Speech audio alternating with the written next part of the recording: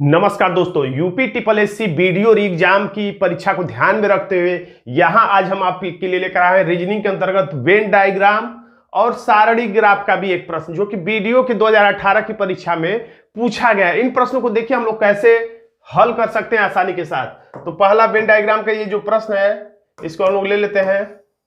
देखिए क्या कर रहा है, 30 छात्रों की कक्षा में, यानी टोटल छात्र कितने हैं 30, तो टोटल वाले को कहीं एक जगह ऐसे बराबर लिख के या गोले में घेर के लिख लीजिए, यानी टोटल संख्या होगी 30।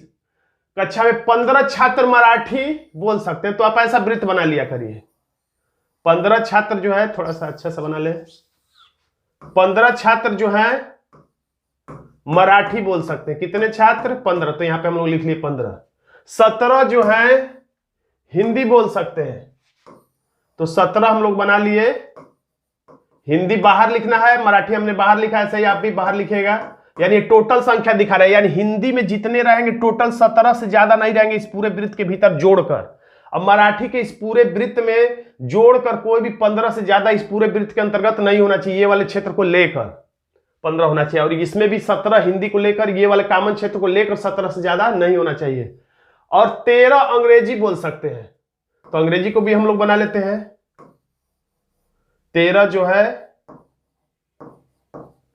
अंग्रेजी है, 13 अंग्रेजी बोल सकते हैं।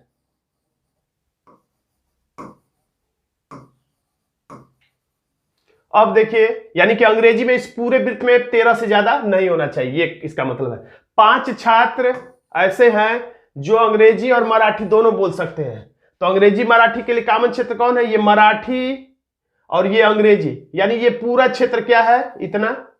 इतना पूरा क्षेत्र क्या है? दोनों के लिए, मराठी और अंग्रेजी के लिए कॉमन है। तो ऐसे कितने छात्र है? 5। तो हम लोग 5 यहां भी लिख सकते हैं, 5 यहां भी लिख सकते हैं, लेकिन हम लोग यहां लिख रहे हैं क्योंकि केवल अंग्रेजी और मराठी की बात करें, हिंदी की बात जब करेगा तो हम लोग यहां लिखेंगे। 5 छात्र ऐसे हैं जो अंग्रेजी और मराठी दोनों बोल सकते हैं, और इनमें 2 हिंदी भी बोल सकते हैं। इसमें 5 में केवल 2 ही ऐसे हैं जो अंग्रेजी और मराठी के साथ हिंदी भी बोल सकते हैं, तो इसी में से माइनस करना पड़ेगा। 2 बोल सकते हैं तो 2 यहां लिख दीजिए हिंदी वाले में। देखिए ये हिंदी में भी आ गया है, लेकिन इसमें से ही आपको माइनस करना पड़ेगा। 2 चला गया 5 में से, तो यहां पर 3 ही बचा। अब देखिए जो दोनों व्रत कर रहा था कि 5 लोग मराठी और अंग्रेजी बोल सकते हैं, तो 5 लोग अभी भी 3 2 5 लोग अंग्रेजी और मराठी बोल सकते हैं, इसमें से 2 लोग हिंदी भी बोल सकते हैं। 6 छात्र केवल अंग्रेजी बोल सकते हैं, 6 छात्र केवल, तो एकदम सेपरेट वाले क्षेत्र में हम लोग 6 लिख लेते हैं। 7 छात्र केवल हिंदी बोल सकते हैं, तो 7 सेपरेट वाले क्षेत्र में लिख लेते हैं। 7 छात्र केवल हिंदी बोल सकते हैं। तो कितने छात्र केवल मराठी? केवल मराठी, यानी यहां पर हम लोग कितना प्राप्त करेंगे? तो देखिए अंग्रेजी में टोटल कितना होना चाहिए इस वृत्त में? 13, तो 6 3 9 10 11 हुआ। अभी कितना बाकी है? 2, तो 2 को आपको यहां लिखना पड़ेगा। इस सेपरेट वाले क्षेत्र में आप नहीं लिख सकते हैं क्योंकि केवल 6 ही केवल ऐसे हैं जो केवल अंग्रेजी बोल सकते हैं, तो 2 यहां पर लिखना पड़ेगा। अब हिंदी में टोटल कितने? 17, तो 7 2 9 और 2 11, कितना बचा? 12 13 14 15 16 17, यानी कि 6। तो अब 6 कहां लिखेंगे? इस सेपरेट वाले क्षेत्र में नहीं लिख सकते, आपको यहां लिखना पड़ेगा। क्यों? क्योंकि यहां केवल 7 लिखा ही है प्रश्न की, केवल 7 ही लोग जो हैं हिंदी बोलते हैं, तो 6 हमने यहां लिख दिया। 6 2 8 और 9 10 11 हुआ, और कितना बच गया? 12 13 14 15, यानी 4 बच गया, तो यानी कि 4 यहां पे लिख देंगे। अब चाहे तो देखिए आप समझने के लिए इन सबको घेर सकते हैं। देखिए इनको टोटल काउंट करके देख लीजिए, 6 4 10, 2 12 और 3 15। अब इसमें देख लीजिए 17 हो रहा है कि नहीं है, तो 7 2 9 और 2 और ये 6 सब जोड़ देंगे तो 17 आ जाएगा। इसमें देखिए 13 हो रहा है कि नहीं, तो 3 2 2 और 6 जोड़ देंगे तो 13 हो जा रहा है, यानी कि सही हमारा आंसर हो जाता है विकल्प सी 4। ऐसे ही धीरे धीरे जब प्रश्न आप लगाएंगे तो आपको समझ में आने लगेगा। दूसरा प्रश्न इसी टाइप का है।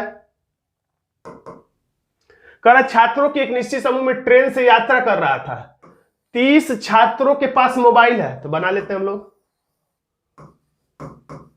मोबाइल कितने छात्रों के पास है? 30 छात्रों के पास मोबाइल है, और 20 छात्रों के पास टैबलेट है, ऐसे ही बना लीजिए। टैबलेट कितने छात्रों के पास है? तो 20 छात्रों के पास, यानी कि फिर वही बात मैं फिर से समझा रहा हूं, यानी मोबाइल वाले पूरे वृत्त में 30 से ज्यादा नहीं होना चाहिए इस वाले क्षेत्र को गिन के। टैबलेट वाले इस पूरे क्षेत्र में 20 से ज्यादा नहीं होना चाहिए, कम नहीं होना चाहिए इस कॉमन वाले क्षेत्र को लेकर।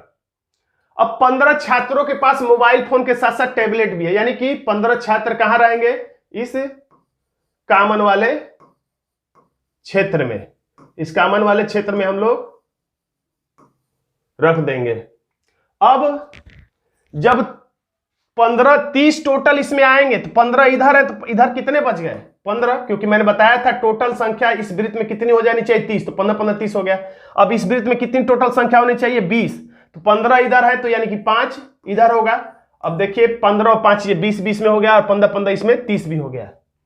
अब टोटल 15 लोग केवल मोबाइल, 15 लोग ऐसे हैं जो मोबाइल टैबलेट दोनों, और 5 लोग ऐसे हैं जो केवल टैबलेट, यानी 15 15 30 5 35 लोग जो हैं जो कुछ ना कुछ चलाते हैं, या मोबाइल या टैबलेट या दोनों।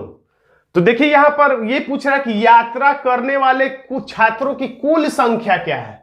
तो देखिए 15 15 30 और 5 35, 35 छात्र तो ऐसे हैं जो या तो मोबाइल चलाते हैं, या तो टैबलेट चलाते हैं, या दोनों चलाते हैं। टोटल मिला के 35, और टोटल 35 हैं। और कितने छात्र ऐसे हैं जो दोनों में से कुछ नहीं चलाते हैं? तो वो हैं 15। ये 15 छात्र क्या हैं? जो कुछ नहीं चलाते हैं, खुद बता रहा है कुछ नहीं चलाते हैं। तो 35 और 15 हो जाएगा 50, यानी टोटल छात्रों की संख्या हो जाएगी 50, जो कि विकल्प सी में है।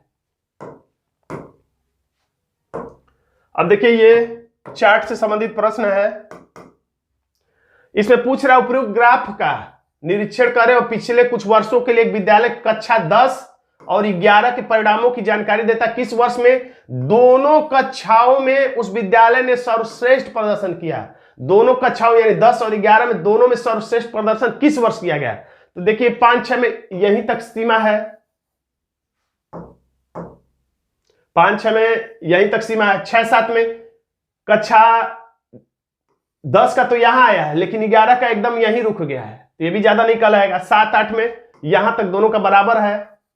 8 9 में देखिए ये यहां है, बहुत ये तो ज्यादा ठीक पहुंचा, लेकिन ये वाला यहीं पे रुक गया है। 9 में देखिए सबसे ऊपर, जो सबसे ऊपर वाली लाइन है यानी इतना, इसके आसपास पहुंच गया है।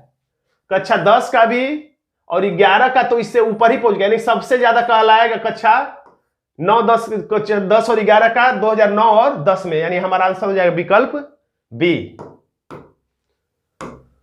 तो दोस्तों आज के वीडियो आपको कैसा लगा कमेंट बॉक्स में जरूर लिखिएगा। वीडियो अच्छा लगा तो वीडियो को लाइक कर दीजिएगा, इसे अपने दोस्तों में शेयर कर दीजिएगा। चैनल पर आए तो चैनल को सब्सक्राइब जरूर कर लीजिएगा। धन्यवाद दोस्तों।